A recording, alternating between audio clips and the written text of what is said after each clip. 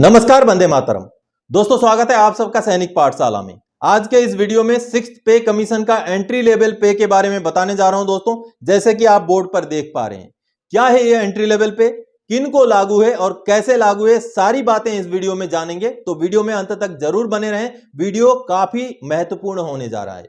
दोस्तों, एक ऐसी बढ़ोतरी, एक ऐसा हक, एक ऐसा पैसा जो 1 जनवरी 2006 से ही कई सारे एम्प्लॉइज को, कई सारे पेंशनर्स को लागू था, लेकिन वो जाकर के बाद में 2021 में इंप्लीमेंट हुआ।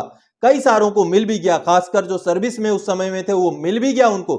मैं भी हूं उसमें से एक लाभार्थी, मुझे भी मिल गया था 2021 में। लेकिन जो 2006 के बाद पेंशन चले गए थे, जो 2021 में सर्विस में नहीं थे, उनमें से कई सारों को आज भी नहीं मिला है और जानकारी ना होने की वजह से वो अपना हक नहीं ले पा रहे हैं। तो दोस्तों, आज के इस वीडियो में पूरे कागजात, पूरे दस्तावेज भी आपको दिखाऊंगा और साथ ही साथ आपको यह बताऊंगा कि आपने कार्रवाई क्या करना है, जिससे कि अगर आपको नहीं मिला है, आपको अगर लागू है, तो आपको उस हक को, उस पैसे को कैसे लेना है। दोस्तों, अगर एंट्री लेवल पे आपको लागू है और आपको मिल जाए तो पेंशन में 1 इंक्रीमेंट का हर महीने में इजाफा हो जाएगा और लगभग हजारों से लेकर के 1.5 लाख रुपए तक का एरियर भी आपको मिल सकता है।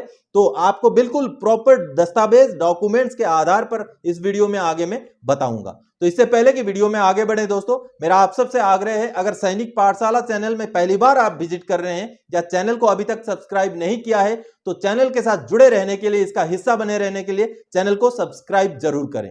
तो चलिए दोस्तों, आगे बढ़ते हैं। जैसे मैंने बोर्ड में पॉइंट वाइज नोट करके रखा हुआ है, क्या है एंट्री लेवल पे, किनको लागू है, कैसे लेना है। सबसे पहले 1 जनवरी 2006 का एंट्री लेवल पे सिपाही, हवलदार, नायब सूबेदार के पे पेंशन में इजाफा। दोस्तों, पहला पॉइंट है, 1 जनवरी 2006 से लागू था, पे पेंशन में भारी इजाफा हो जाएगा। 40,000 से 50,000 से लेकर के 1,60,000 तक का एरियर मिल सकता है। मैं हवाई बातें नहीं कर रहा हूं, आपको बिल्कुल दस्तावेज के आधार पर आगे दिखाऊंगा, जिससे आप बिल्कुल कन्विंस हो जाएंगे कि मैं जो बोल रहा हूं बिल्कुल ऑथेंटिक और आपको जो लागू है उसके बारे में बोल रहा हूं। दोस्तों, चलिए आगे बढ़ते हैं। अगला जो पॉइंट है, समझिए किनको लागू है। अब ये एंट्री लेवल पे किनको लागू है वो सबसे पहले समझने की जरूरत है, क्योंकि आप समझेंगे नहीं, बाद में वीडियो में भी कमेंट करते रहेंगे, पूछते रहेंगे कि मैं फलाने साल का रिटायर्ड हूं, क्या मुझे भी लागू है। आप अब यहां जो मैं समझाने जा रहा हूं उसको बारीकी से समझिए दोस्तों। अगर आप एक बार इसको समझ जाएंगे तो आपको बिल्कुल क्लियर हो जाएगा कि किनको लागू है। और मेरा आप सबसे रिक्वेस्ट है, मान लीजिए आपको अगर इनकेस लागू नहीं भी है तो वीडियो को शेयर जरूर कीजिएगा, ताकि देश के किसी कोने में कोई ऐसा पेंशनर बैठा होगा जिसको लागू है, उसको पता ना होने की वजह से ना मिल रहा हो, तो उस तक ये वीडियो पहुंच जाए। चलिए दोस्तों, मैं समझाता हूं कि किनको लागू है। दोस्तों, सिपाही जो 1 जनवरी 2006 में सिपाही था, समझिए इस बात को, 1 जनवरी 2006 में जो सिपाही था, लेकिन 1 जनवरी 2006 के पहले का ही भर्ती था, यानी कि आज उसके बाद वो किसी भी रैंक में चला गया हो, 2007 में जाके नायक बना हो, 2012 में जाके कहीं नायब सूबेदार बना हो, ऑनरेरी कैप्टन बन के कहीं 2018 में रिटायर आ गया हो, उससे कोई मतलब नहीं। लेकिन अगर 1 जनवरी 2006 में कोई सिपाही था और उस डेट से पहले का भर्ती था और 6th पे कमीशन में उसका रिवीजन 6,460 से कम में हुआ था, जो कि मेरे साथ हुआ था। मैं 6,250 रुपए मेरा रिवीजन हुआ था 6th पे कमीशन में। मैं 2006 से पहले का भर्ती था, सिपाही था 1 जनवरी 2006 के डेट में, और मेरा जो रिवीजन 2006 के हिसाब से, जो 6th पे कमीशन के हिसाब से हुआ था, वो 6,250 रुपए हुआ था। और मेरे जैसे कई हजारों लाखों में ऐसे सिपाही थे जिनका 6,250 या इस अमाउंट से कम में जो है उनका फिक्सेशन हुआ था 6th पे कमीशन। तो आप अभी समझ गए होंगे कि जो 1 जनवरी 2006 के डेट में आप सिपाही थे और 1 जनवरी 2006 के पहले के भर्ती थे, और आपका 6th पे कमीशन में जो फिक्सेशन हुआ 6,460 से कम में हुआ, क्योंकि जो भी रिक्रूट, जो भी सिपाही 2006 के बाद भर्ती हुआ है, उसका मिनिमम पे जो मिलता था वो 6,460 रुपए मिलता था। लेकिन पुरानों को जो फिक्स किया गया इससे कम में किया गया, जैसे मुझे 6,250 में किया गया था, जो कि 210 रुपए का डिफरेंस था। ऐसे ही कोई हवलदार, यहां मैं डायरेक्ट एंट्री हवलदार की बात कर रहा हूं, जो सिपाही से नायक बना, नायक से हवलदार, उनकी बात नहीं कर रहा हूं। डायरेक्ट एंट्री हवलदार, जैसे कि मास्टर जी होते हैं, जैसे कि स्पोर्ट्स में जो हवलदार एंट्री होते हैं वो होते हैं, सर्वे हवलदार होते हैं वो होते हैं। तो कोई हवलदार है जो डायरेक्ट एंट्री हवलदार है, 1 जनवरी 2006 के डेट में हवलदार था, उससे पहले का भर्ती था लेकिन उस डेट में हवलदार था, और उसको जो पेमेंट है 8,560 से कम में फिक्स किया गया था। ऐसे हजारों की संख्या में हवलदार थे उस समय में, और जो सर्विस में थे 2021 में उनको तो मिल गया, लेकिन उससे पहले जो रिटायरमेंट चले गए उनको नहीं मिला है।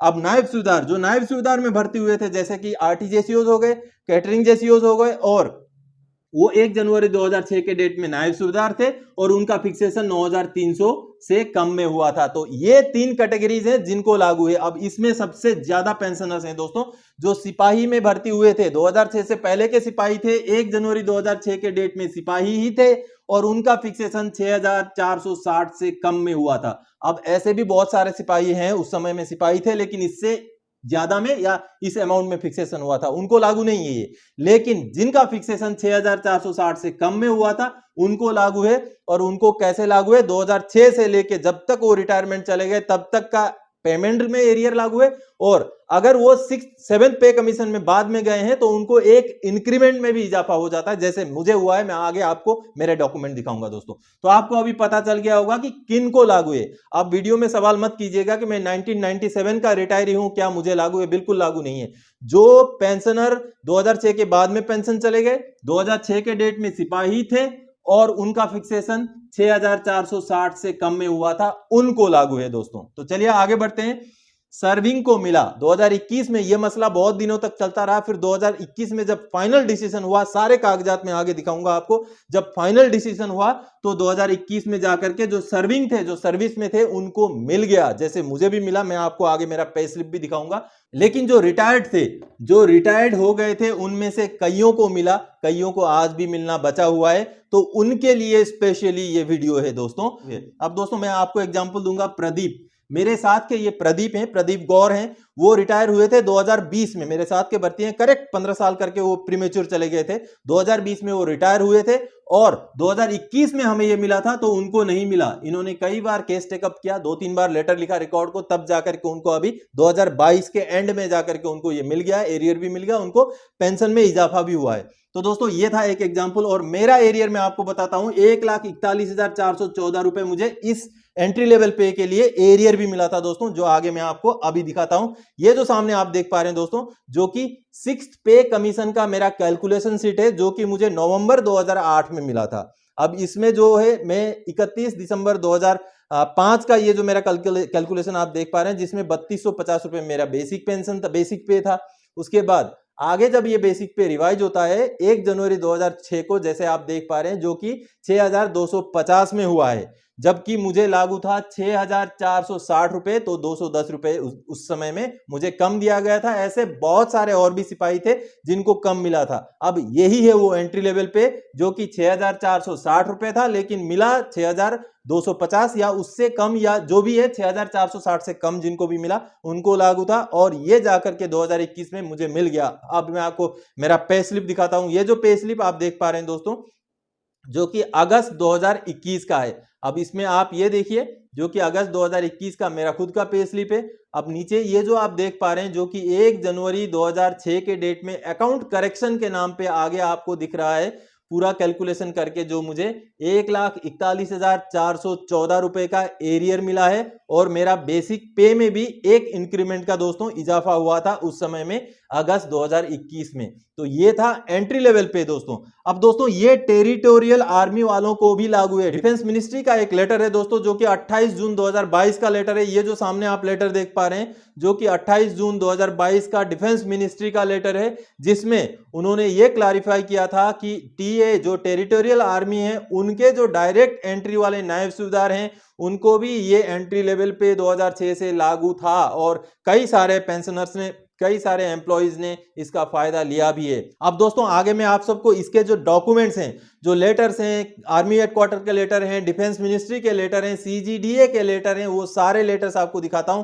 ये जो सामने से आप देख पा रहे हैं दोस्तों, आर्मी हेडक्वार्टर का लेटर है। उसके बाद आगे आपको सारे लेटर्स दिखेंगे, जो कि डिफेंस मिनिस्ट्री के लेटर है दोस्तों, सीजीडीए के लेटर हैं, और आगे कई सारे ऐसे दस्तावेज हैं जो कि एंट्री लेवल पे के रिलेटेड डॉक्यूमेंट्स हैं दोस्तों। तो इन सारे डॉक्यूमेंट्स को मैं डिस्क्रिप्शन बॉक्स में इसका लिंक डाल दूंगा, जिसको क्लिक करके उन सारे डॉक्यूमेंट्स को आप जो है डाउनलोड कर सकते हैं। तो दोस्तों आप सबने अभी कागजात देखे, अब जिनको लागू है आप समझ गए होंगे कि किनको लागू है, और जिनको लागू है अगर उनको नहीं मिला तो उनको कैसे लेना है वो आगे आपको बताता हूं कि कैसे क्या करें, व्हाट टू डू। अब दोस्तों आप सब ये जो सामने देख पा रहे हैं, ये मैंने एक लेटर का खाका बना रखा है, जिसमें मैंने मूल मुद्दा जो है वो लिख दिया है। ऊपर जो आप देख पा रहे हैं जो हेडिंग है, एंट्री लेवल पे 6th सेंट्रल पे कमीशन। आपने लिखना क्या है, चाहे आप ईमेल लिखें, चाहे सीपी ग्राम्स में ग्रीवेंस डालें, चाहे आप आपके रिकॉर्ड ऑफिस को लेटर लिखें, उसमें आपने लिखना है आई नंबर, आपका जो नंबर है, उसके बाद रैंक है, उसके बाद नेम है, आगे रिटायर्ड लिख देना क्योंकि आप अभी पेंशनर हैं। Back to state the following few lines for your necessary action please. My PPO number is, आपका पीपीओ नंबर डाल देना, जो लेटेस्ट वाला पीपीओ नंबर है वो। And my pension account number is, आपका पेंशन अकाउंट नंबर और आईएफएससी कोड, जब अगर आप सीपी ग्राम्स में ग्रीवेंस डालते हैं तो इसकी जरूरत पड़ेगी, तो वो डाल देना दोस्तों। आगे फिर आपने लिखना क्या है, I was enrolled in the army on so and so, आपका एनरोलमेंट का डेट लिखिए, उसके बाद एंड एसओएस वेफ यानी कि आपका रिटायरमेंट का डेट लिखिए, और आगे जो है आई वॉज सिपोई, फिर आगे सारा कहानी इसमें मैंने लिख दिया है, जिसको आपने हूबहू इसी तरीके से लिखना है। और आगे अगर आप सिपाही हैं तो आपने वहां जो अमाउंट है वो 6460 डालना है। अगर आप उस समय में हवलदार थे, जो डायरेक्ट एंट्री हवलदार थे, तो उसमें 8560 डालना है। और अगर आप नायब सूबेदार थे, आरटी जेसीओ या कैटरिंग जेसीओ थे, तो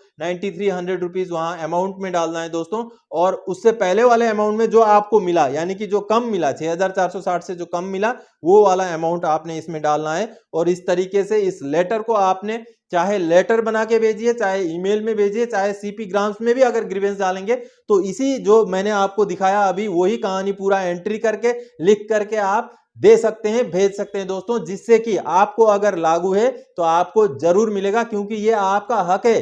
पता ना होने की वजह से, हालांकि मैं बता दूं कई सारों का रिवीजन हो भी गया, कई सारों को इसका एरियर मिल भी चुका है, कई सारों ने ये जो है पेंशन रिवीजन भी ले लिया है, लेकिन कई ऐसे आज भी बचे हुए हैं जिनको मालूम नहीं है, ऑटोमेटिकली रिवीजन नहीं हुआ, जिसकी वजह से उनका ड्यू है लेकिन नहीं मिला है।